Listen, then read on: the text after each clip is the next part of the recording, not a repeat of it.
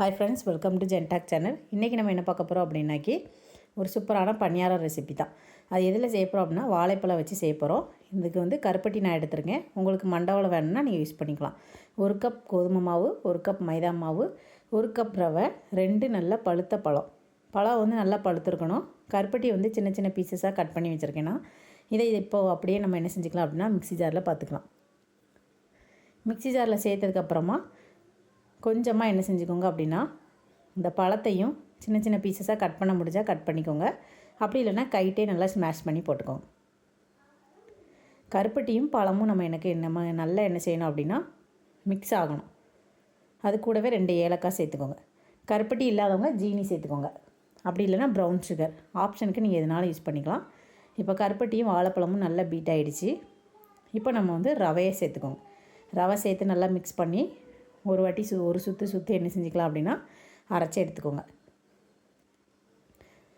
இதுக்கப்புறமா நம்ம வந்து ரவை சேர்க்குறப்ப நீங்கள் தண்ணி சேர்க்கணும்னு அவசியம் இல்லை.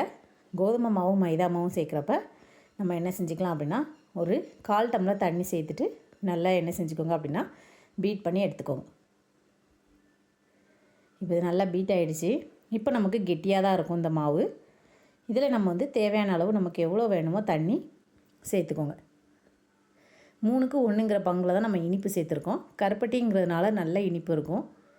உங்களுக்கு மண்டை வெல்லம் இந்த மாதிரி இருந்துச்சுன்னா நீங்கள் கூடுதல் இனிப்புனாலும் சேர்த்துக்கோங்க.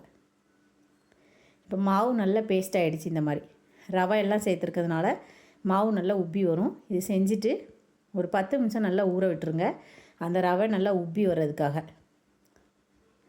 அப்போ தான் நமக்கு என்ன செய்யும் அப்படின்னா இந்த பேட்டர் வந்து நல்லா சூப்பராக ஸ்மூத்தாக இருக்கும். பணியாரமும் நல்லா ஸ்பாஞ்சியாக இருக்கும். இப்போ நான் கொஞ்சமாக தண்ணி சேர்த்துருக்கேன்.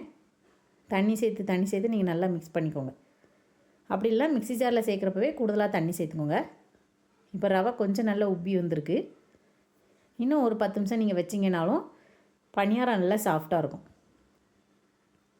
20 to 30 மினிட்ஸ் நீங்கள் கூட ஊற வச்சுக்கலாம்.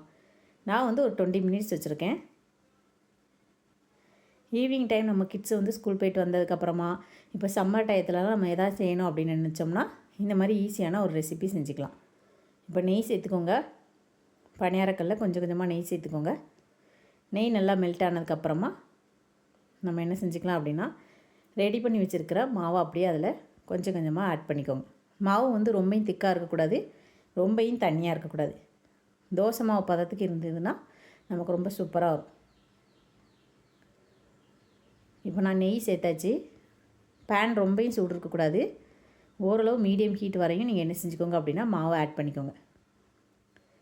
நெய் நல்லா சூடாயிடுச்சு. இப்போ நான் கொஞ்சம் கொஞ்சமாக என்ன செஞ்சுக்கிட்டேன் அப்படின்னா மாவு சேர்த்துக்கிட்டேன். 3/4 பகுதி சேர்த்துக்கோங்க. இது ஃபுல்லாகவே சேர்த்தாலுமே சூப்பராக வெந்துடும். ஏற்கனவே நம்ம ஊற வச்சுருக்கோம் அப்படிங்கிறனால மாவு நல்லா உப்பி வந்திருக்கும். அதனால் பணியாரமும் நல்லா ஸ்பாஞ்சியாக இருக்கும். கருப்பட்டி சேர்த்ததுனால அந்த பணியாரம் வந்து நல்ல ப்ரௌனிஷ் கலரில் இருக்கும். ஜீனி சேர்த்திங்கன்னா ஓரளவு ஒயிட்டிஷாக இருக்கும். இதுக்கு பதிலாக ப்ரௌன் சுகர் சேர்க்கலாமான்னு கேட்டால் கண்டிப்பாக சேர்க்கலாம். ஆனால் டேஸ்ட் வந்து கருப்பட்டி சேர்த்தா மட்டும்தான் ரொம்ப நல்ல டேஸ்ட் கிடைக்கும்.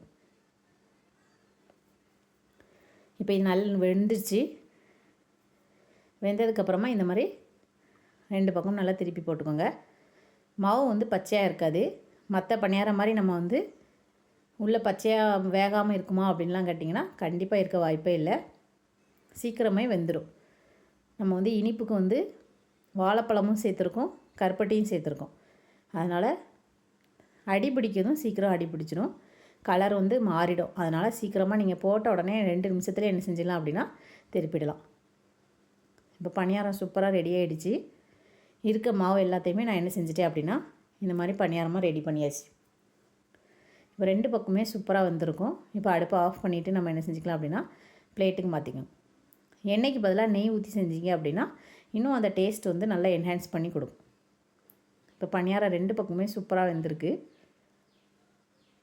கோதுமை மாவு, மைதா மாவு, ரவை, அப்புறம் வாழைப்பழம், கருப்பட்டி வச்சு ஒரு சூப்பரான டேஸ்ட்டான பணியாரம் ரெடி பண்ணியாச்சு. இந்த வீடியோ பிடிச்சிருந்தால் லைக் பண்ணுங்கள், ஷேர் பண்ணுங்கள், மறக்காமல் சப்ஸ்கிரைப் பண்ணுங்கள், முடிஞ்சால் ஹைப் கொடுங்க. தேங்க்யூ.